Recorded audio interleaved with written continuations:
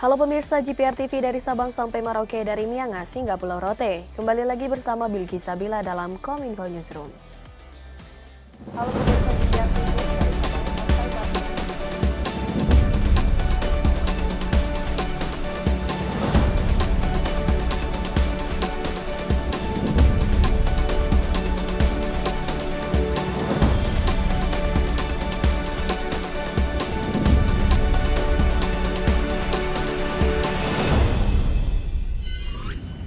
Inilah Kominfo Newsroom selengkapnya. Presiden Joko Widodo menghadiri acara silaturahmi nasional Asosiasi Pemerintah Desa Seluruh Indonesia di Istora Senayan, Jakarta. Dalam sambutannya, Presiden mengapresiasi peran perangkat desa yang telah membantu pemerintah dalam penanganan pandemi COVID-19 di lapisan masyarakat pedesaan, sehingga kasus aktif harian di Indonesia terus menurun. Presiden Joko Widodo mengapresiasi peran pemerintah desa dalam penanganan pandemi COVID-19 hingga kasus aktif harian COVID-19 di tanah air menjadi relatif terkendali. Dalam sambutannya, Presiden menyebut kasus COVID-19 varian Omikron mencapai 64.000 di pertengahan Februari, namun telah melandai per Senin 24 Maret menjadi 2.700 kasus. Hal ini tidak terlepas dari peran pemerintah desa dalam memberitahu masyarakat senantiasa untuk vaksinasi, memakai masker, menjaga jarak, dan mencuci tangan. Atas dasar tersebut, Presiden mengungkapkan kontribusi jajaran pemerintah desa dalam penanganan pandemi ini adalah hal yang unik yang tidak dimiliki oleh negara lain. Nggak ada negara lain, nggak ada. Mereka terkonsentrasi penyelesaiannya di rumah sakit. Kita ini tidak. Gotong royong sampai ke jajaran yang paling bawah. Kemudian yang kedua, perlu saya sampaikan, saya juga ingin mengucapkan terima kasih kepada seluruh kepala desa,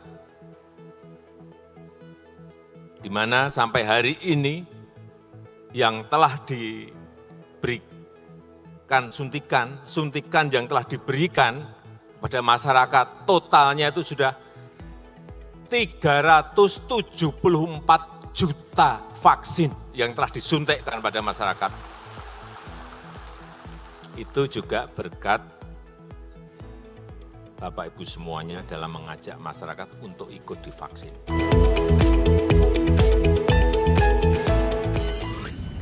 Di kesempatan yang sama, Presiden Joko Widodo juga menyetujui pemberian porsi 3% dari total dana desa yang diperoleh untuk digunakan sebagai biaya operasional. Presiden juga mengimbau agar dana desa dimanfaatkan dengan baik, sehingga akan berdampak pada kualitas SDM dan peningkatan ekonomi di desa. Presiden Joko Widodo dalam acara Silaturahmi Nasional APDESI 2022 menyetujui pemberian porsi 3% dari total dana desa untuk digunakan sebagai biaya operasional desa. Tambahan dana desa sempat tertunda akibat pandemi COVID-19 yang terjadi di tahun 2020 lalu. Dalam pidatonya, Presiden berjanji akan menaikkan anggaran dana desa tahun depan. Dalam sejarah negara ini berdiri, desa diberi anggaran sampai 468 triliun itu belum pernah. Oleh sebab itu hati-hati dalam mengelola, memanage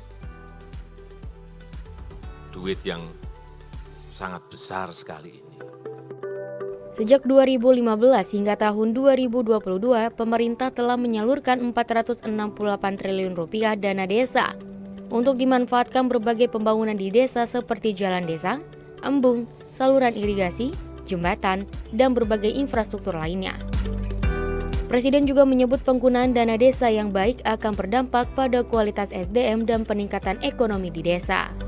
Selain itu, Presiden juga memberikan apresiasi atas kerja keras pemerintah daerah dan perangkat desa dalam membangun infrastruktur di desa. Saya menyadari betul kerja keras Bapak Ibu sekalian karena hasilnya tadi sudah disampaikan oleh Pak Mendagri, Pak Tito, jadi jalan desa berapa, jadi embung berapa, jadi irigasi berapa, jadi jembatan berapa. Semuanya jelas, konkret, fisik ada.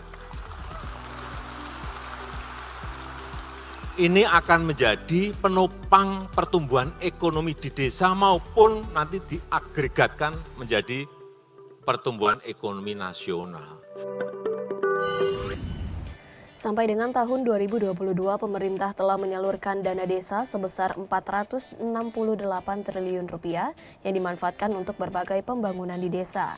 Presiden Joko Widodo meminta pemerintah desa untuk mengelola, memanfaatkan, serta merealisasikan dana desa sebaik mungkin, sehingga dapat memacu pertumbuhan ekonomi di desa dan secara keseluruhan akan meningkatkan pertumbuhan ekonomi nasional.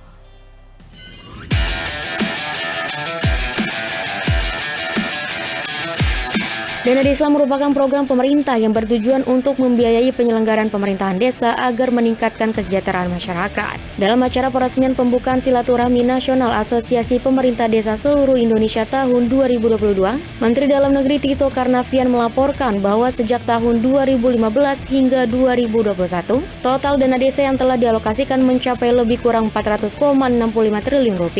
Pada tahun 2021 ini, pemerintah pusat mengalokasikan dana sebesar Rp68 triliun untuk dana desa. Menurut data BPS, sejak 2014 tingkat kemiskinan di desa terus mengalami penurunan dan sudah menghasilkan 3.269 desa mandiri di Indonesia hingga saat ini.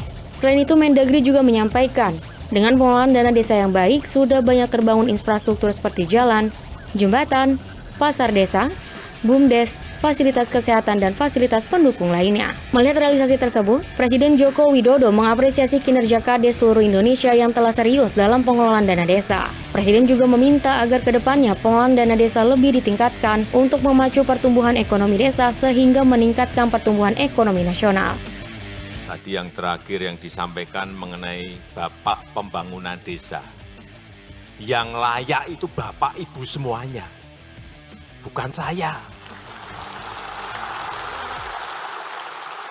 Karena yang membangun desa itu Bapak Ibu semuanya, yang bekerja keras membangun desa Bapak Ibu semuanya. Saya itu bagian polisi di atas, sudah. Tuh, di Bapak pembangunannya itu Bapak Ibu semuanya.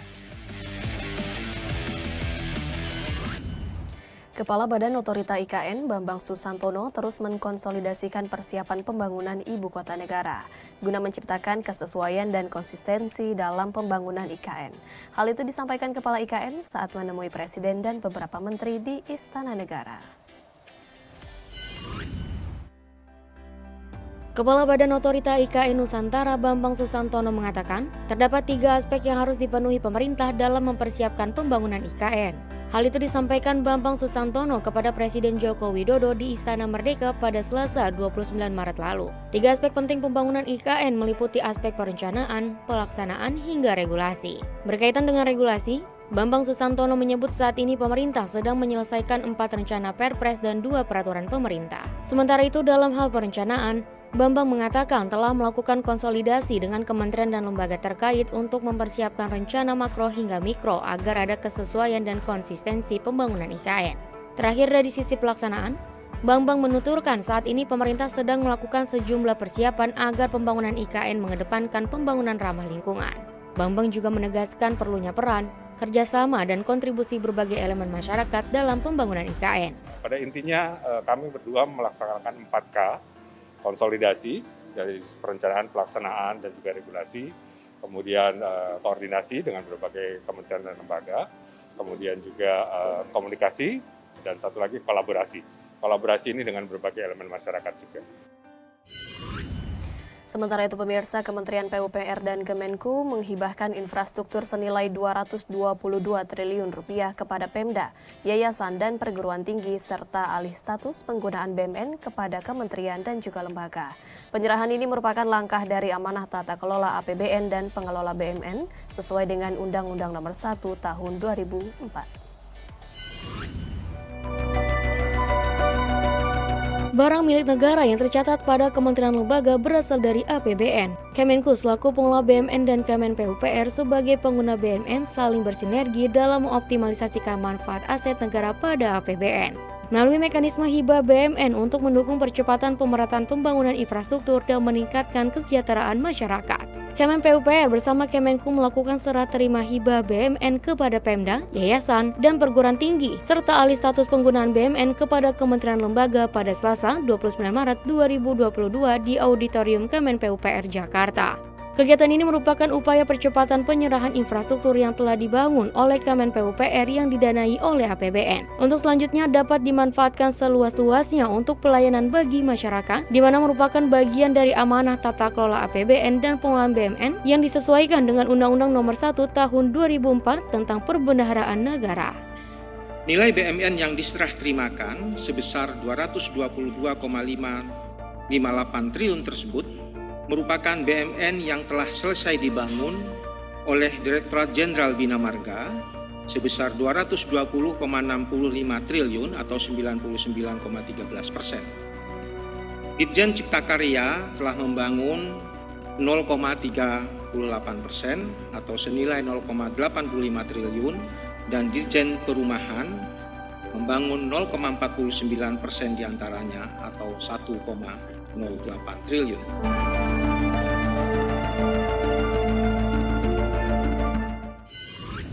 Pemirsa, peralihan TV analog menuju TV digital atau analog switch off dipastikan membawa sejumlah manfaat dan peluang yang bisa dilirik oleh seluruh masyarakat Indonesia.